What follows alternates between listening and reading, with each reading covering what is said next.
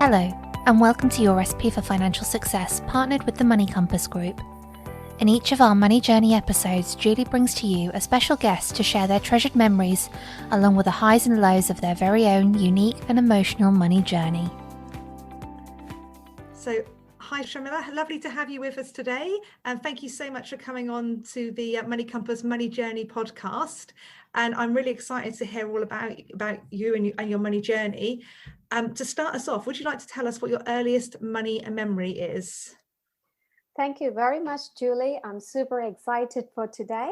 My earliest money memory, finding my dad. He occasionally drinks. And for me, drinking habit is something we should be disciplined. I think I was about 6 years or something like that. And he's not a regular drinker. He's very much of socializing, and he's a businessman. So when he goes out, and then he drinks. And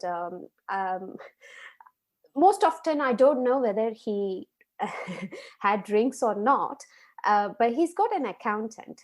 And my dad got this habit of putting everything in the accounts. It doesn't matter.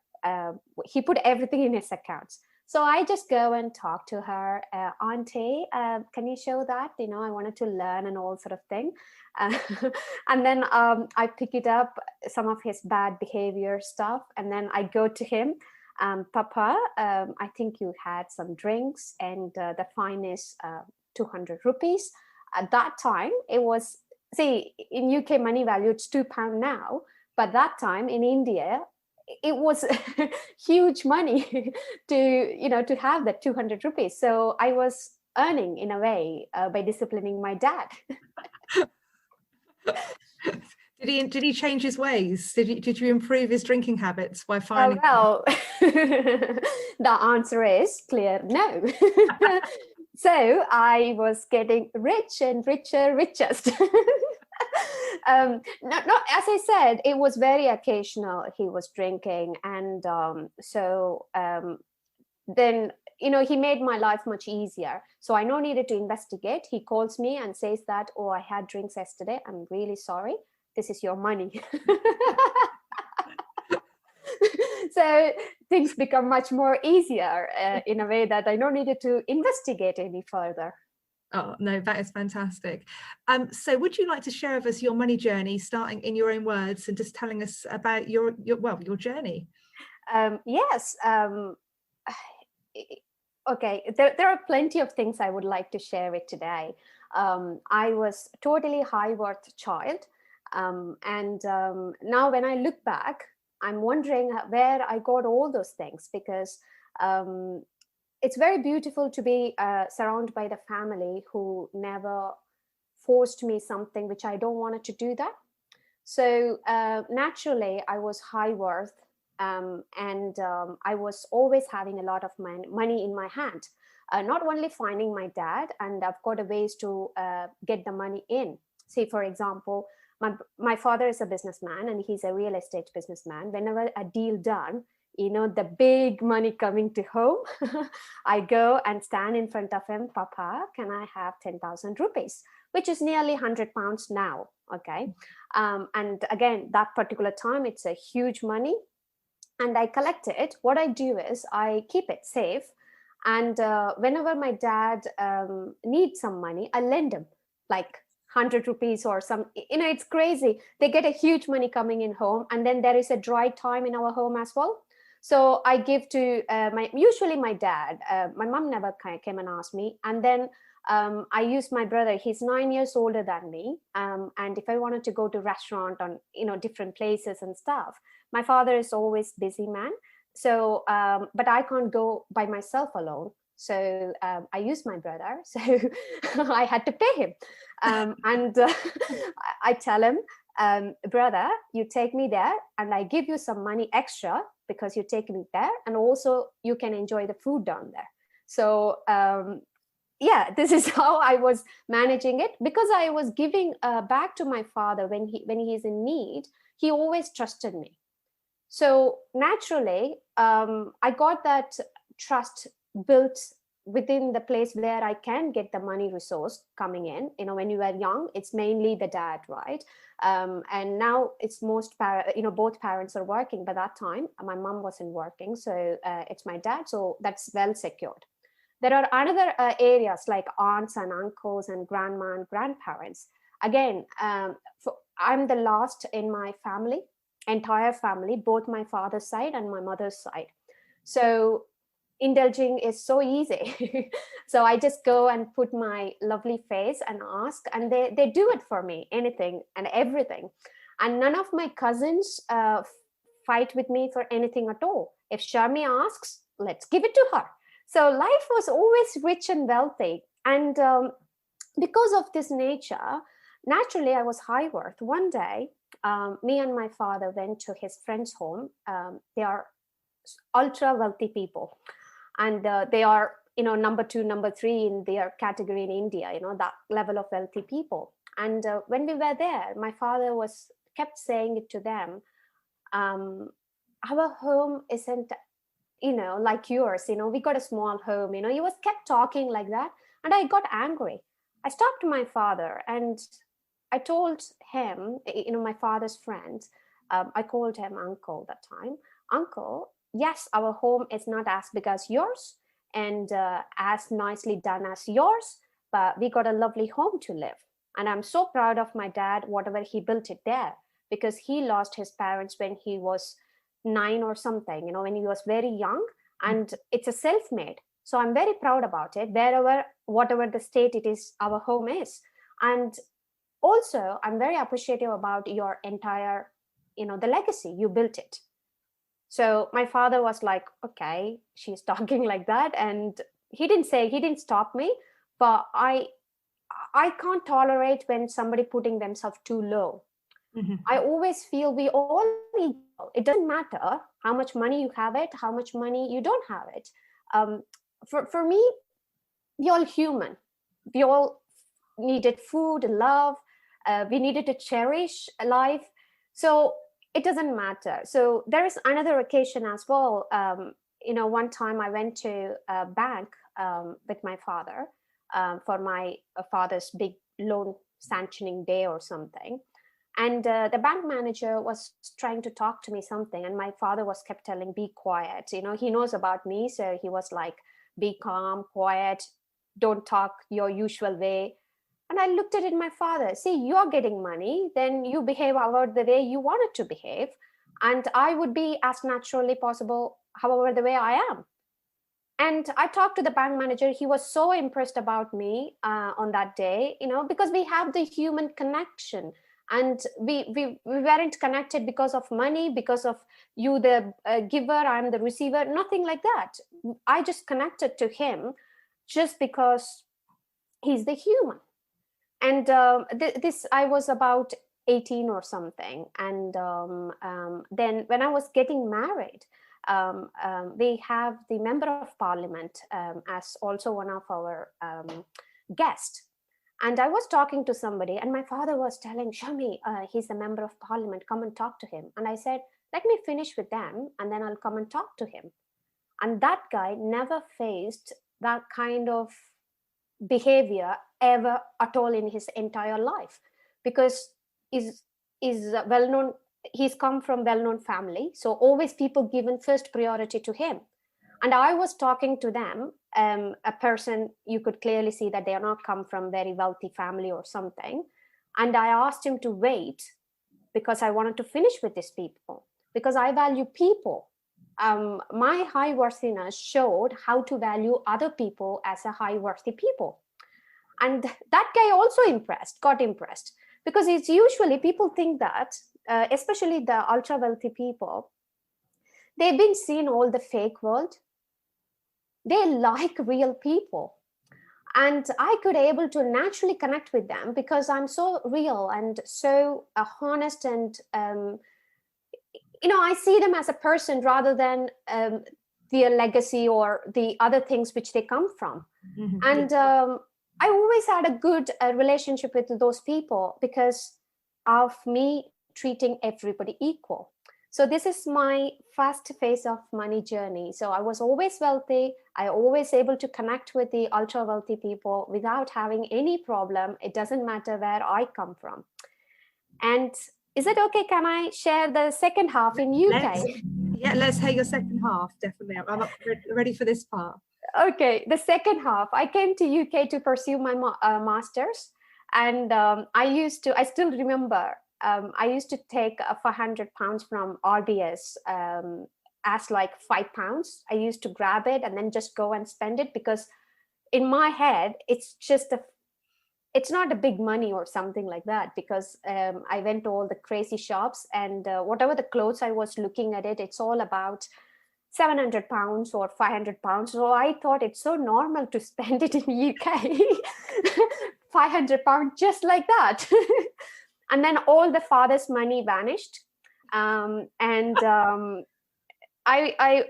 one good thing about in UK, I never seen anybody is going and getting money from father. So most of them were working as a part-time, and then they getting money in that part-time, and then they are spending it. So then I started my first job in UK, and I'm always too good at it to get any job, whatever the job I wanted. And if I fail in any job interview, it never puts me off. I go and search for another one. So I always had a good money coming in, even though I was a student, and I was supposed to work only 18 hours or 20 hours. I was getting hourly paid about £12, like that. So it was 10 years before in Cardiff. It was good money.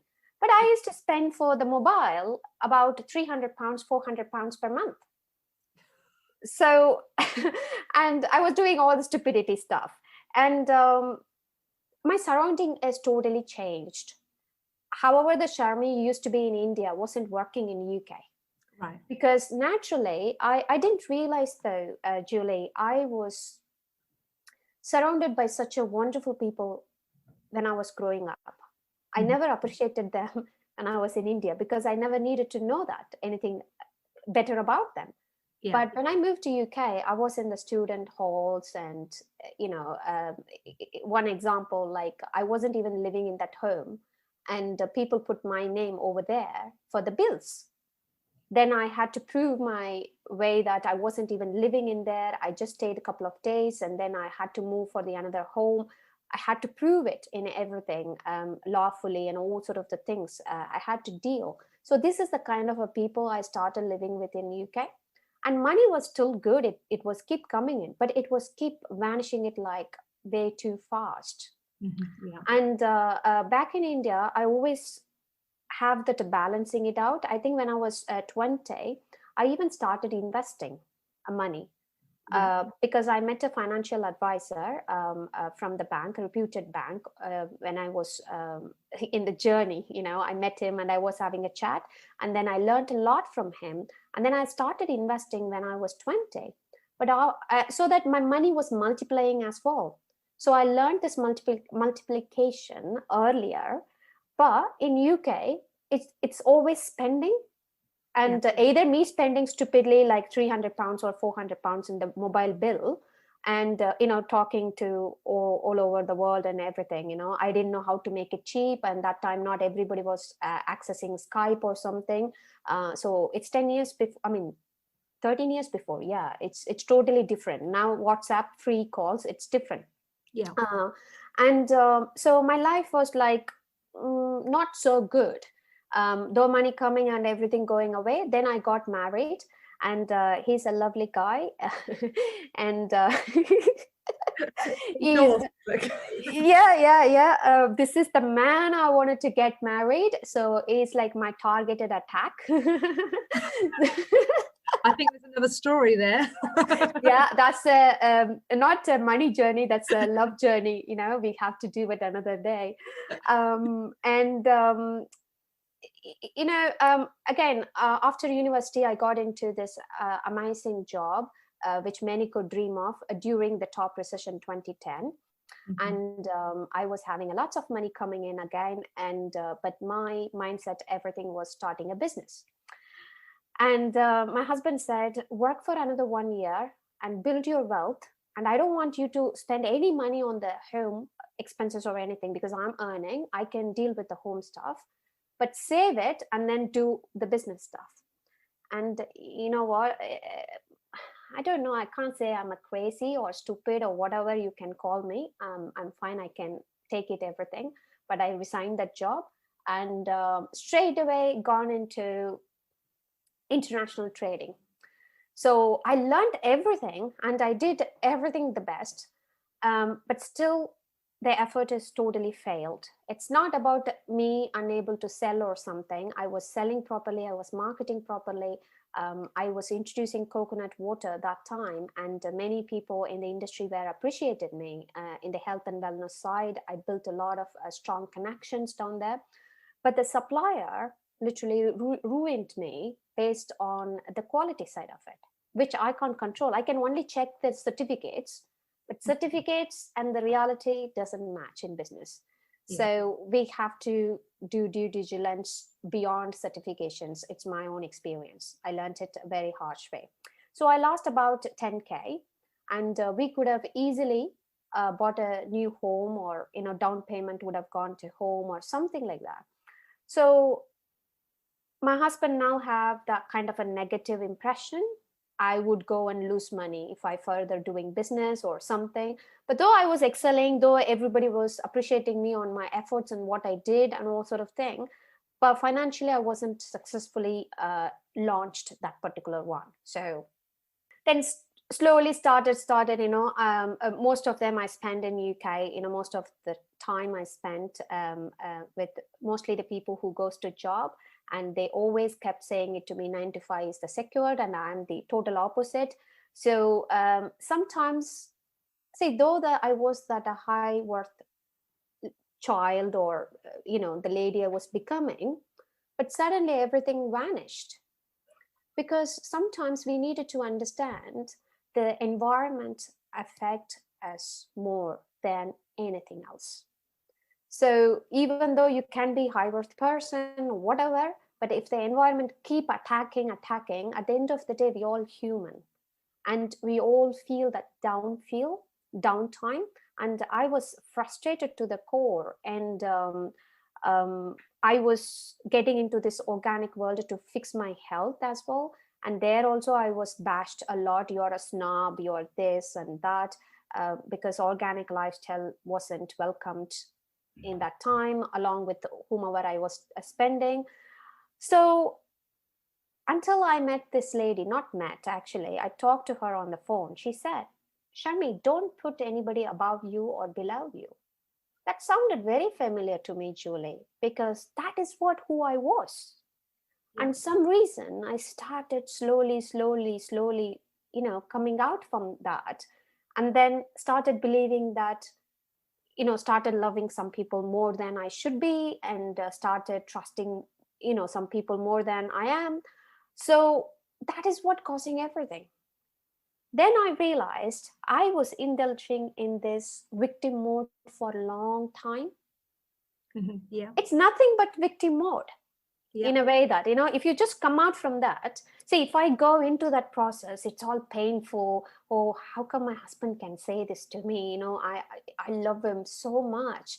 How come he can do that to me? And how come my friend can say to me this? It's so painful. But just when you come out from that situation, see, my husband never seen anything business world when he was growing up. So his father is a lawyer. So all he's seen is a logical perspective things. And I was surrounded by always with the business spirited people. And it is two different lifestyle we lived, and two different mindset. And he's micro and I'm macro. What a good combination, But but if we're not working it out properly, then it is a disastrous combination. And one thing we both sure, we love each other beyond money or whatever it is.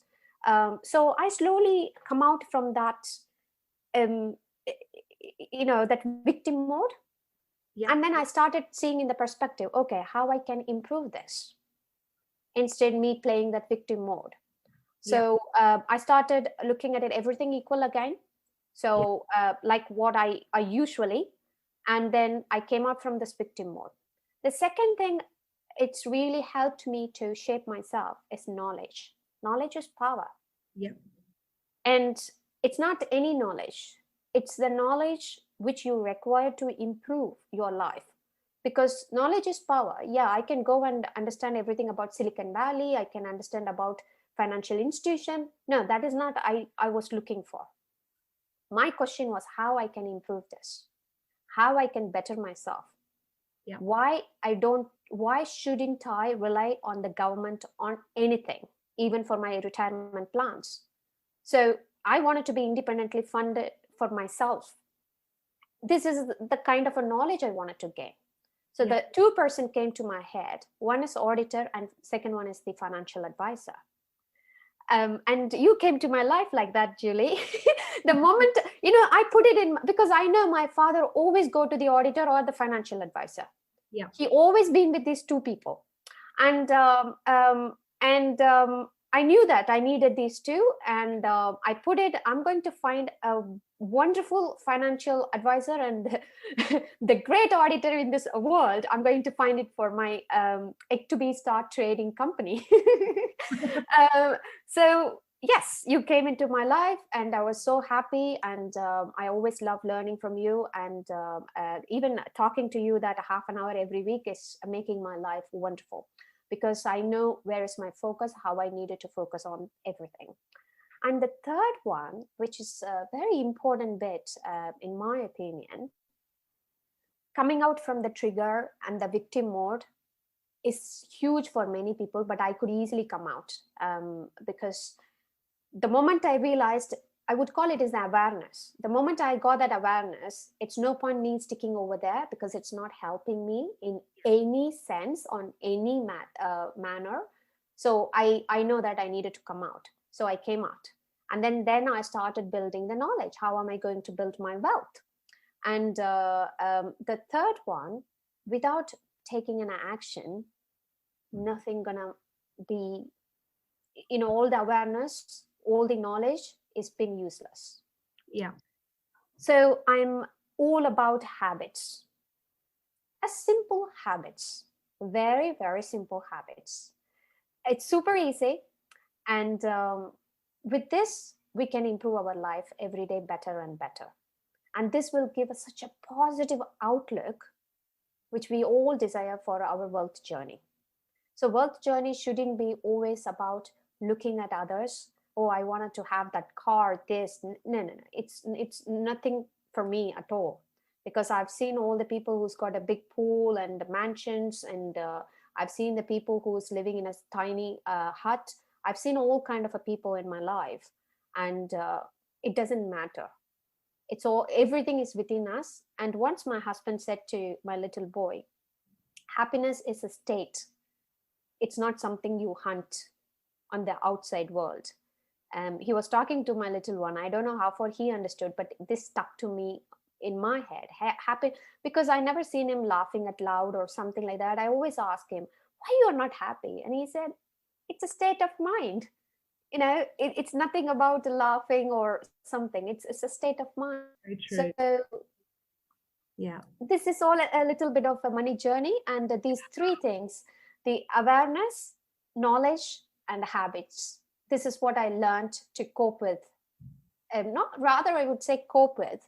This is this journey taught me these three things are very important for every independent person's wealth journey.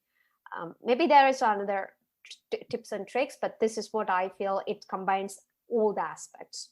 Yeah, no, that's absolutely fantastic. No, thank you very much for sharing your money journey with us. So, Sharmi, do you want to tell us a little bit about what you do and where people can find you? Of course, Julie.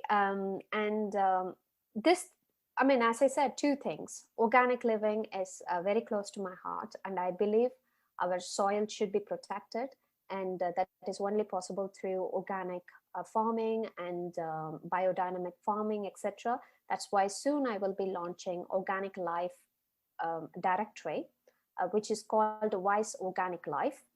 And also, being a woman and a mother, I know female wealth matters. Yeah. And I'm sure you are very much passionate about that one as well, Julie. And I've seen the ultra high net worth women also still not having the power to take financial decisions at home or in the board. So always women is being controlled or told. I won't say controlled, told what to do. We are not capable enough to take our own decision. That is how the environment shaping us from the childhood.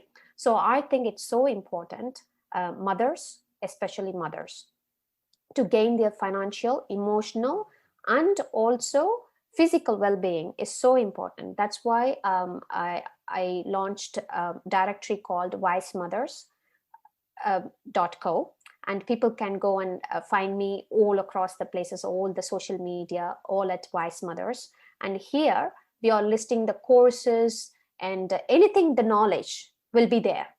And I'm going to talk a lot about the habits, and I'm going to share my 1 minute miracles habits also in all my platforms, so people can come and get that knowledge they desired, whether it can be financial or physical or emotional well-being, because all three elements are very important for a mother's life, for her to get back into track into all the wealth journey.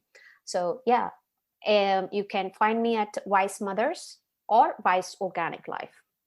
Oh, no, that is absolutely fantastic. So before we finish off for the day, I've got one final question for you. Obviously, we've been talking about money journeys. So what is your favorite destination, your favorite holiday destination? Okay, two I can share, Julie. One, the one I already visited. One is my grandma's place. Always love it. Because it got a lot of great memories with my grandma and Scotland. These two places I already visited and I love them. And the second one, I wanted to backpack to India because I haven't seen India at all. Though I'm born and brought up in that country, I haven't seen that country. And this is because all my British friends are super fan of India, India. And then they even visited 6-month continuous stretch. And then they always talk more about India than myself. So they told me you should visit India in a way that I can go and get the guide from them. So I wanted to backpack and with my little boy and my husband, entire India in a different perspective.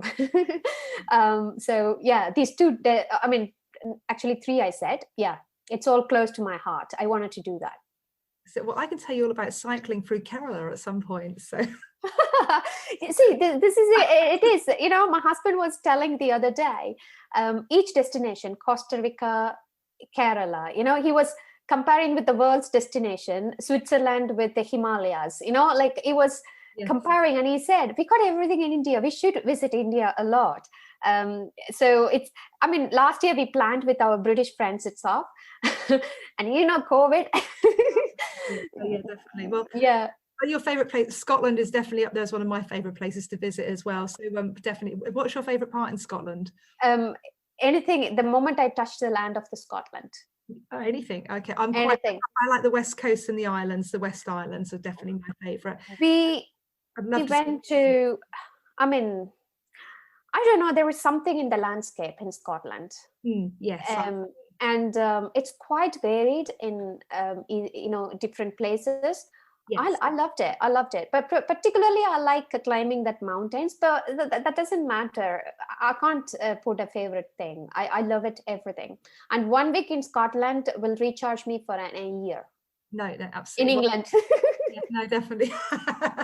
No, I do love Scotland as well. So, and I'd love to see more of India too. Again, a bit like you. I think I kind of put off going for quite a few years because I just didn't know where to start because it was such a big country with so many things to see. And now I've been to Kerala, and there's definitely other places I'd really love to go and visit as well. So definitely. And the food as well, Julie. We could probably talk about holidays all day, so we must move on. So thank you so much for joining us on the Money Journey. And obviously, I look forward to speaking to you soon. Thank you, Julie. If you've enjoyed today's podcast, you can head over to www.recipeforfinancialsuccess.co.uk, where you can find out more information about today's guest.